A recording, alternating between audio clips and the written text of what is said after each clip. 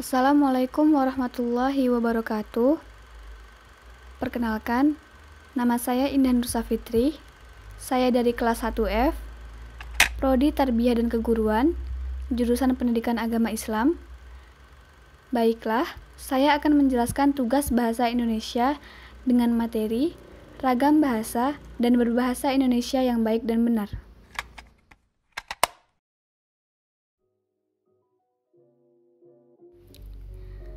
Ragam bahasa adalah variasi bahasa menurut pemakaian yang berbeda-beda, menurut topik yang dibicarakan, menurut hubungan pembicara, kawan bicara, orang yang dibicarakan, serta menurut medium pembicara. Dalam situasi resmi, seperti di sekolah, di kantor, atau di dalam pertemuan resmi, digunakan bahasa baku. Sebaliknya, dalam situasi tak resmi, kita tidak dituntut untuk menggunakan bahasa baku, seperti di rumah, pasar, dan lain-lain. Adapun penyebab terjadinya ragam bahasa, yaitu yang pertama, faktor budaya. Seperti yang kita ketahui, bahwa di Indonesia memiliki perbedaan kultur atau daerah hidup yang berbeda seperti Jawa dan Papua. Yang kedua, faktor sejarah. Setiap daerah mempunyai kebiasaan atau adat dan bahasa nenek moyang yang berbeda-beda antara daerah satu dengan daerah lainnya. Hal ini sangat mempengaruhi keberagaman bahasa. Yang ketiga, yaitu faktor perbedaan demografi atau lingkungan tempat tinggal. Selanjutnya yaitu jenis-jenis ragam bahasa. Yang pertama, ragam bahasa berdasarkan media, terbagi menjadi dua. Yang pertama, ragam lisan. Ragam lisan ditandai dengan penggunaan lafal atau pengucapan, intonasi, kosakata, penggunaan tata bahasa dalam pembentukan kata, dan penyusunan kalimat. Karakteristik ragam bahasa lisan yaitu: pertama, memerlukan orang kedua atau teman bicara. Kedua, tergantung situasi, kondisi, ruang dan waktu. Ketiga, tidak harus memperhatikan unsur gramatikal, hanya perlu intonasi serta bahasa tubuh. Keempat, berlangsung cepat. Kelima, sering dapat berlangsung tanpa alat bantu. Selanjutnya yaitu kesalahan dapat langsung dikoreksi, dapat dibantu dengan gerak tubuh dan mimik wajah serta intonasi. Dipengaruhi oleh tinggi rendahnya suara. Yang kedua, ragam bahasa tulisan. Ragam bahasa tulisan ditandai dengan kecermatan menggunakan ejaan dan tanda baca, kosakata, penggunaan tata bahasa dalam pembentukan kata, penyusunan kalimat, paragraf, dan wacana.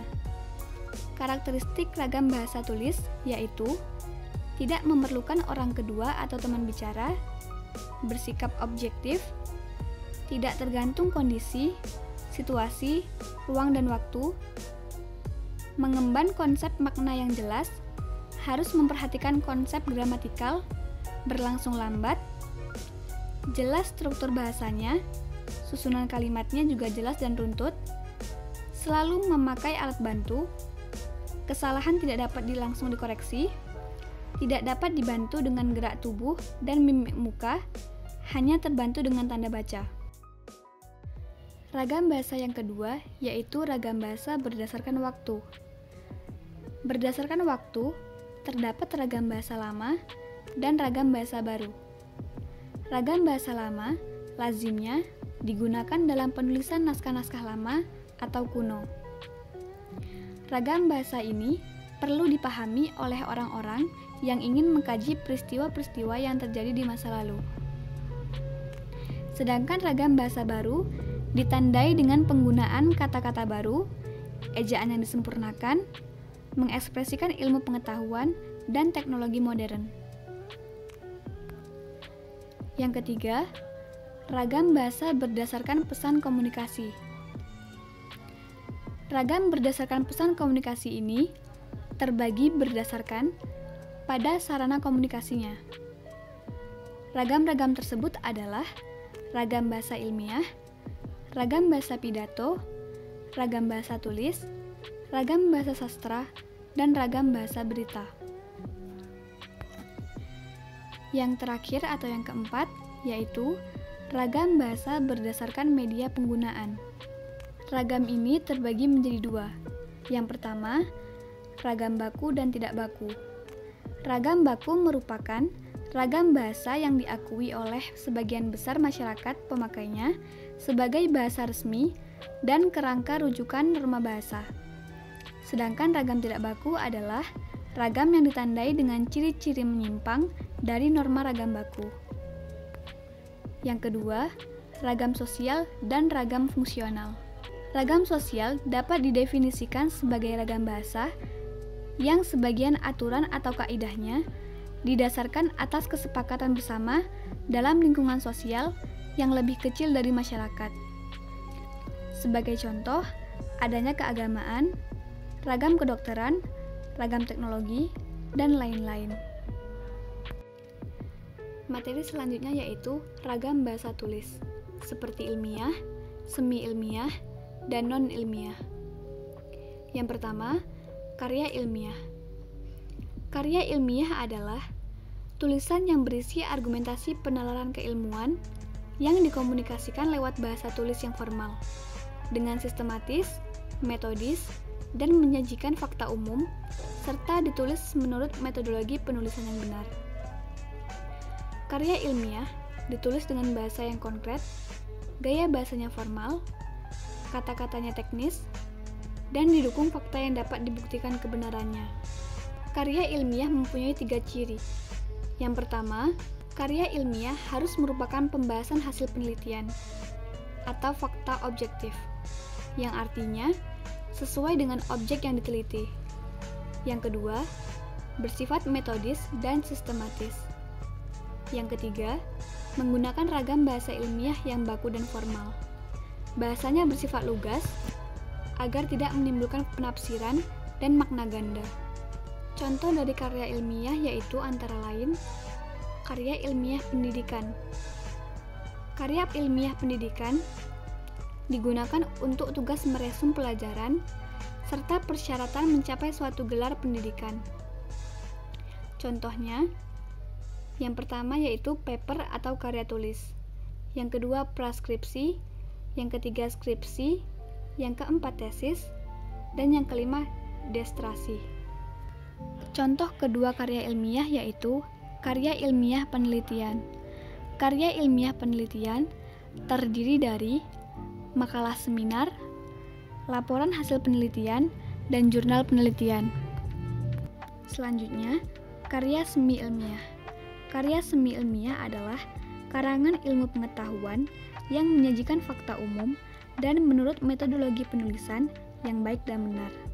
Ditulis dengan bahasa konkret, gaya bahasanya formal, kata-katanya teknis, dan didukung dengan fakta umum yang dapat dibuktikan benar atau tidaknya.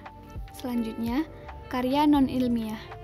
Karya non-ilmiah sangat bervariasi topik dan cara penyajiannya, tetapi isinya tidak didukung fakta umum, ditulis berdasarkan fakta pribadi, umumnya bersifat subjektif, gaya bahasanya bias konkret atau abstrak, gaya bahasanya formal dan populer.